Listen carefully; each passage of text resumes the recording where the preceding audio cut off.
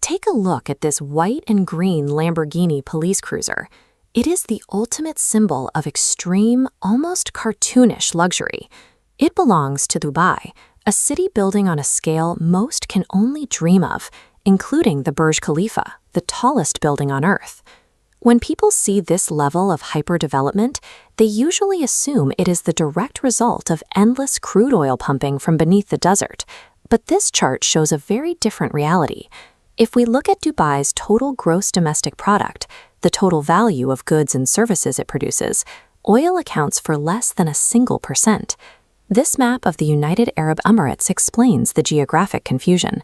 While the neighboring state of Abu Dhabi holds 9% of the world's proven oil reserves, historically, Dubai had 0. So if they don't have oil, what exact economic engine generated the cash for the skyscrapers and supercars? To find the source of that cash, we have to look back at the 1930s. At the time, the Gulf's main source of income was the pearl industry. When the global pearl market collapsed, Dubai's economy sank with it. Residents faced mass starvation, and many fled the city to survive. Right next door, however, Abu Dhabi was suddenly discovering highly lucrative oil fields. Watching their neighbors strike it rich while they starved created intense friction. By 1947, that resource envy escalated into a violent border dispute and an armed conflict between the two emirates. By the mid-20th century, Dubai was effectively a failing state. Survival required a radical pivot that had nothing to do with geology. That turning point arrived in 1958 when Sheikh Rashid bin Zayed Al Maktoum became the ruler of the city. Looking at this regional map, Sheikh Rashid realized Dubai did have one valuable asset: its geography. Situated close to Iran and the entrance to the Persian Gulf, it was perfectly positioned as a maritime trading hub. He decided to leverage that geography by taking out enormous international loans. He borrowed heavily to build modern infrastructure for a starving city that, at the time, didn't actually need it. He used this massive debt to fund private companies, which then installed power lines, set up telephone services, constructed deep-water cargo ports, and built Dubai's very first airport. Borrowing money you don't have to build infrastructure for trade that doesn't exist yet is a massive risk. It was the ultimate fake-it-till-you-make-it economic gamble.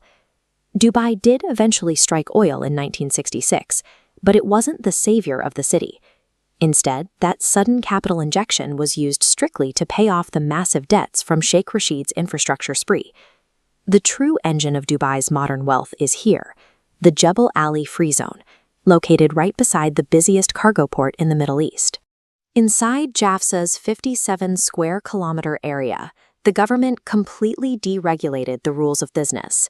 They eliminated taxes, erased custom duties, and dropped foreign ownership restrictions. The strategy worked. Thousands of global companies now operate here, generating over $80 billion in trade, 21% of Dubai's total GDP. Dubai effectively exports a strictly controlled legal environment, designed specifically to attract global corporate capital. But this rapid, hyperscale construction required immense manpower. This demographic chart reveals how they pulled it off. Local citizens make up barely 20% of the UAE's population, while foreign migrants account for over 80%. The physical reality of building the city fell largely to South Asian laborers. They worked grueling hours for low wages and were often trapped in poor conditions because their passports were withheld by employers. It took immense global criticism to force a change.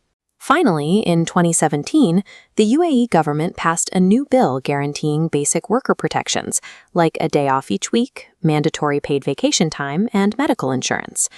Dubai's rapid transformation could never have happened without this vast, easily exploitable foreign workforce subsidizing the immense cost of development.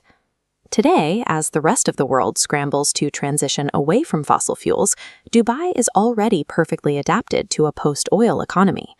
They've used their accumulated capital to buy up essential global logistics infrastructure, often leaning on historical business ties with the British government to secure these assets.